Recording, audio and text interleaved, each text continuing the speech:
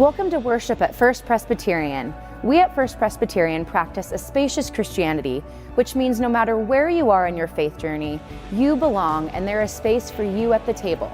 There is space for your doubts and questions. We believe doubts and questions are a gift that invite us into deeper conversations and a more authentic faith. We believe diversity is a strength. Every story is sacred and everybody matters. We do our best to live the spacious and radical love of Jesus so that all might have a chance to flourish in this world. We are so glad to connect with you in this way. We would also love to worship with you in person if you're ever in the neighborhood on Sunday mornings at 8:30 or 10 a.m. And never hesitate to reach out to us to learn more about us or how we might support you. I hope you enjoy this worship service. Welcome. Bright morning stars are rising. Bright morning stars are rising. Bright morning stars are rising. Days are breaking in my soul. Oh, where are dear fathers? Oh, where are dear fathers? They are down in the valley of praying. Days are breaking in my soul. Oh, where are dear mothers? Oh, where are dear brothers? They are gone to heaven a-shouting. Days are breaking in my soul. Bright morning stars are rising. Bright morning stars are rising. Bright morning stars are rising. Days are breaking in my soul.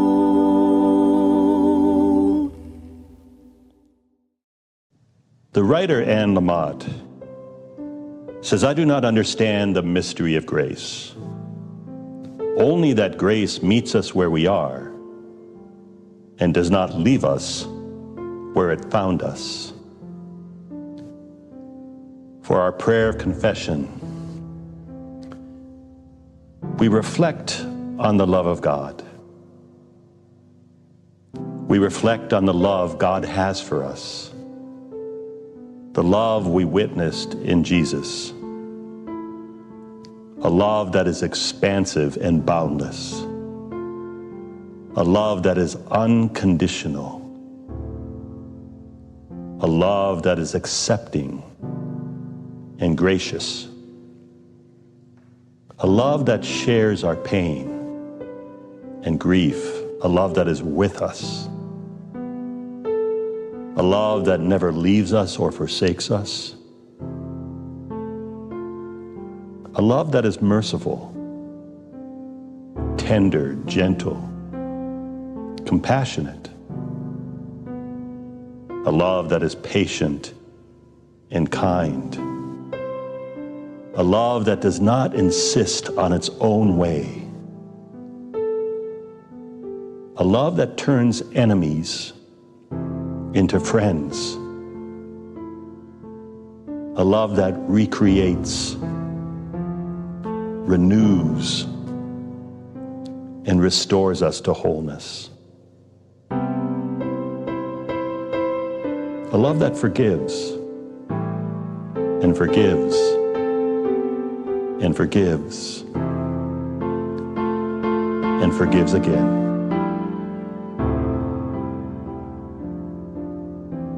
Oh God, before your love for us, we confess we have not so loved each other. Forgive us. As the psalmist said, forgive, O God, all that binds us in fear, that we might radiate love. Cleanse our hearts, O God, that your light might shine in and through us. Create in us clean hearts. Put a new and right spirit within us.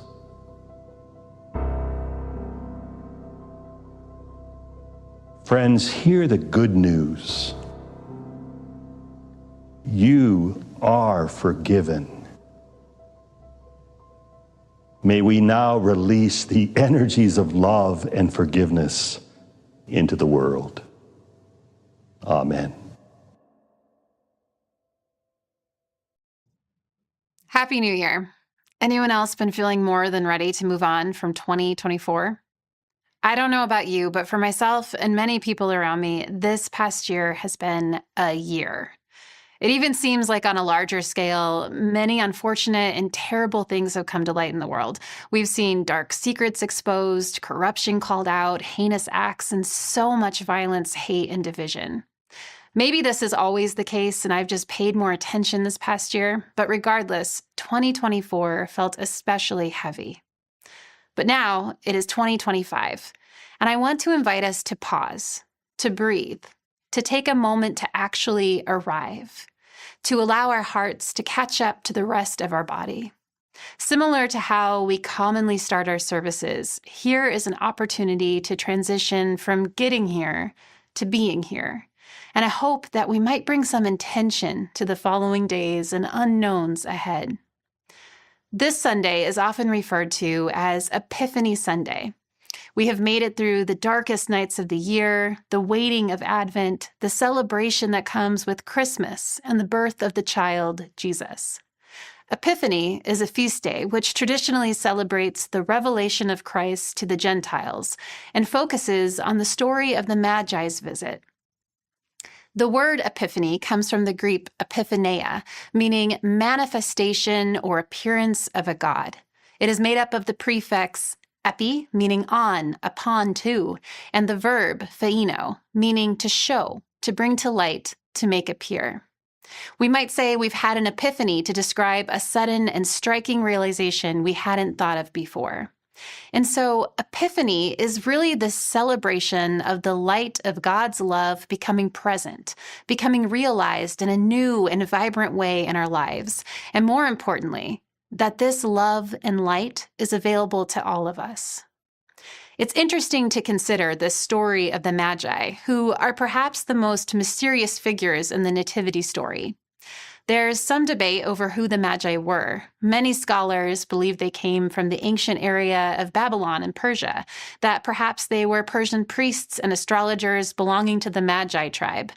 There are plenty of theories you can dig into online, but what we know from the biblical text about these mysterious visitors is that they came from the east. They traveled to pay homage to a new king after studying the night sky closely and following a star as their guide, and they brought gifts of gold, frankincense, and myrrh to present to the child, the Messiah. And the real irony of the whole story is that these Magi, Gentiles from the east, are the ones who came to honor the newborn king, not the Jewish chief priests or king. But the part of the story that strikes me the most is thinking about the commitment to following this star, this light in the sky. While we don't know how far the Magi traveled, it's speculated that it could have been as far as 800 or 900 miles, which would have taken months. Not only did these magi study the night sky, notice a light they hadn't seen before, connect it to a prophecy, and then feel compelled to follow it, they kept at it. This persistence strikes me because there are days, weeks, months, years even, where light can feel incredibly hard to find in our world, where even the everydayness of life can get us down, make us feel stuck, begin to feel daunting. We wake up, drink our coffee, get dressed, and start the daily grind, whatever that looks like for each of us. We go to work or take care of young children or go through whatever everyday rhythm our days are made up of. Somehow, we make it through to the evening, try to wind down and relax before waking up and starting the whole thing over again. Day after day after day. Then we get hit with the unexpected expenses or the injury or medical issue we didn't see coming. Our pet gets ill, our friends' kids are struggling, our closest and most immediate people need our help and support. Maybe we suddenly need to ask for help. Somewhere in there, we might have some sort of stirring inside to do something more, to bring some extra intention to our day, to do the work to improve ourselves and offer more light to the world around us. But it's easy to wonder, what's the use anyway? And how can I offer anything more when I'm drowning as it is? I'm just one small person in this big world. What difference do I make? And if people knew the real me, they wouldn't see light. They wouldn't think I am good. Maybe I'm just a big disappointment after all. If any of those things resonate or you have heard yourself say them to yourself, first of all, you're not alone. And second, none of them are true. Life can just be incredibly hard. It is beautiful and it is hard. But it has nothing to do with your goodness. It has nothing to do with your worth. But I understand what it is to feel like everything is unraveling and having the thought that maybe you did something to deserve it. I don't know if you've ever heard of this practice of choosing a word for the upcoming year. Usually you pick something that captures your goals, dreams, ambitions for what you'd like to see in your life, sort of like a theme or focus for yourself, a guiding light, if you will. I'll hear friends share their word for the year, and it's usually something inspiring like transform, courage, balance, thrive, connect. I don't remember what word I chose at the beginning of 2023, but I remember at the end of that year saying my word should have been relentless. I tend to be fairly private, but in my own little world, within 1 year, there were multiple major family medical emergencies. My mother was diagnosed with terminal cancer. My marriage of 16 years ended. I had to face some hard truths about those close to me and myself. I have felt more vulnerable, exposed, and misunderstood than I ever have in my life. I've made mistakes and amends. I've had to forgive others too. And with all that has come a lot of grief, pain, and shame. Some of these things are just part of life and unavoidable. They are as bad as they seem, and that is an essential truth to accept in order to heal and grow.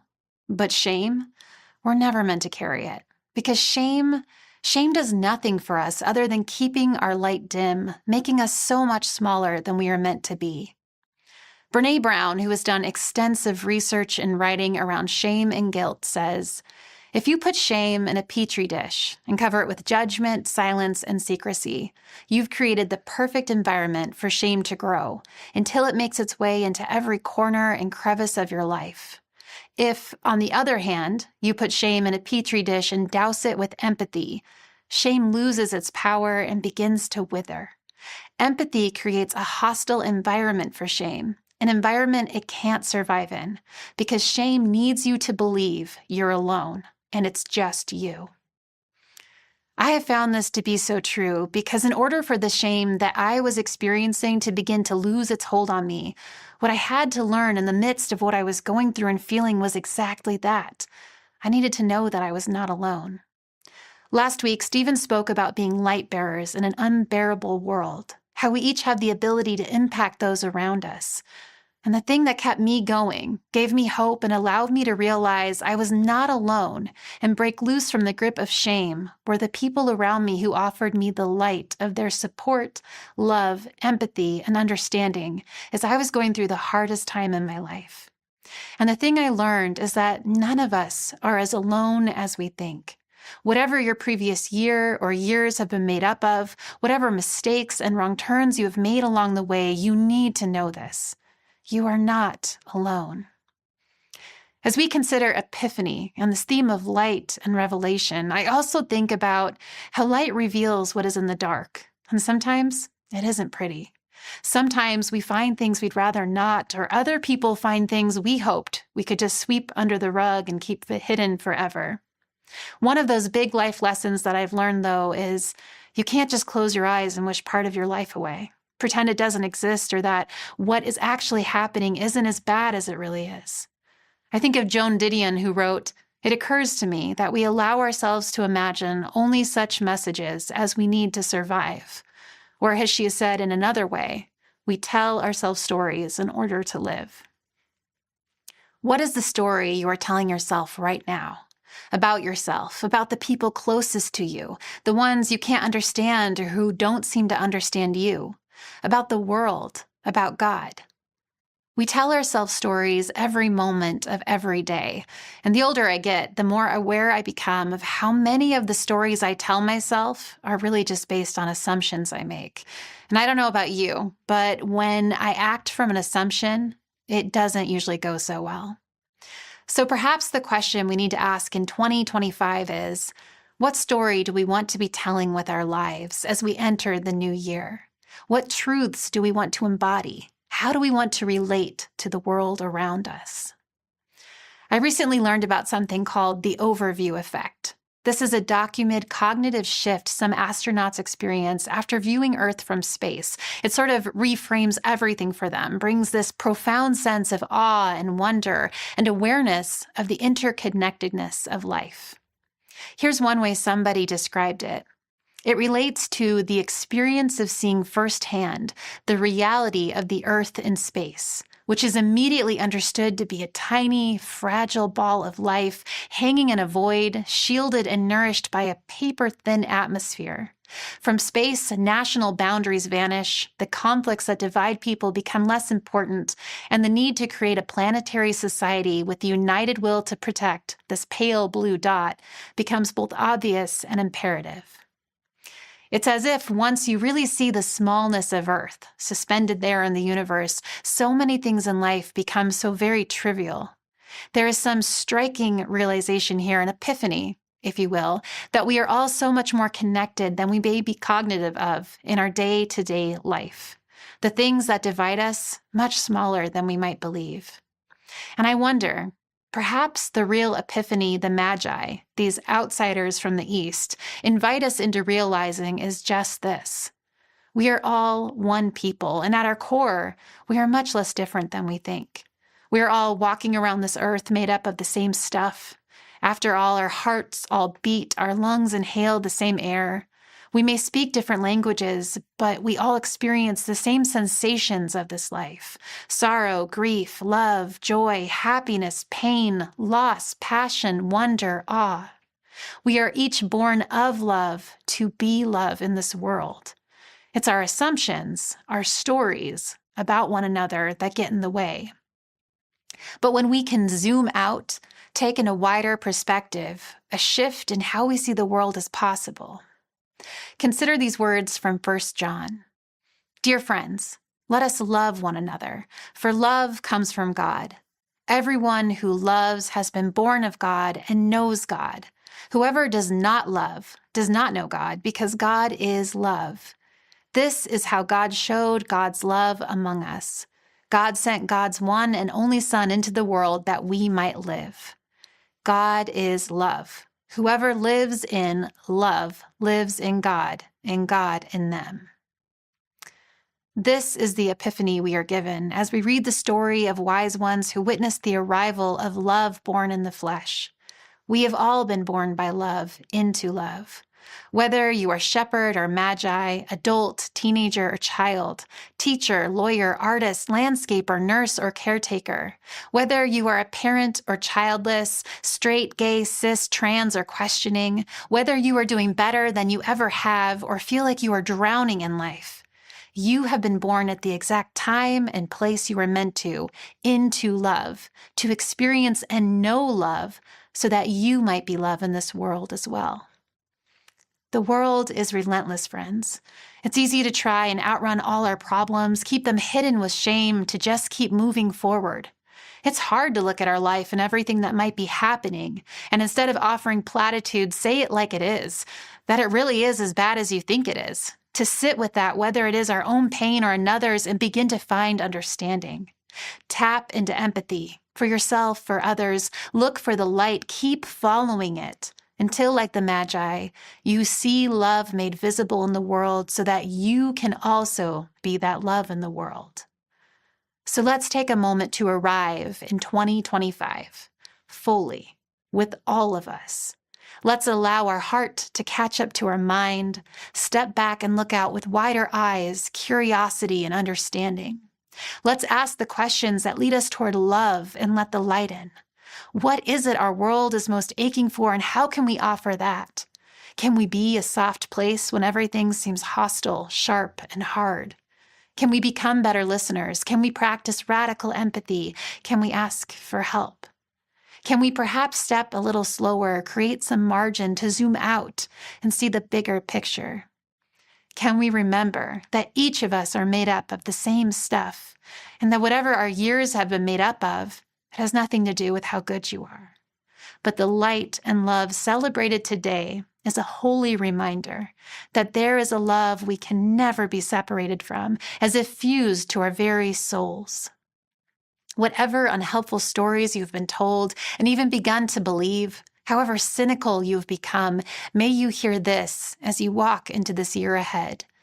You were made by love for love. And like Jesus said, you are light for all the world.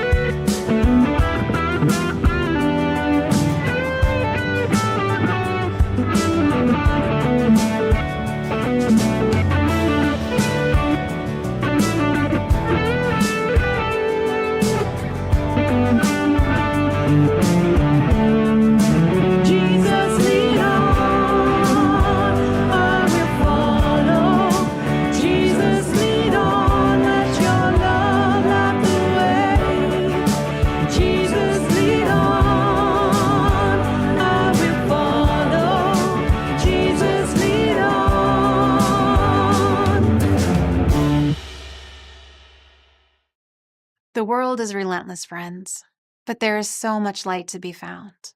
I want to offer you this blessing and reminder as you enter the new year. I don't know who needs to hear this right now, but you are loved. I don't know what the past year was like for you, your past month, week, day, or even hour, but you are worthy of being loved. I don't know what your first thought is when you wake up in the morning, but you deserve to be alive and breathing on this earth in this body. I don't know what your final thought is before you close your eyes at night, but you are allowed to take a break and find rest. I don't know what you say to yourself when you look in the mirror, but you are a gift. I don't know if tears come easy for you, whether from joy or sorrow, but you have something of value to express in this world. I don't know if your heart feels light or heavy, but whatever the weight, you hold light within you and the ability to make a difference.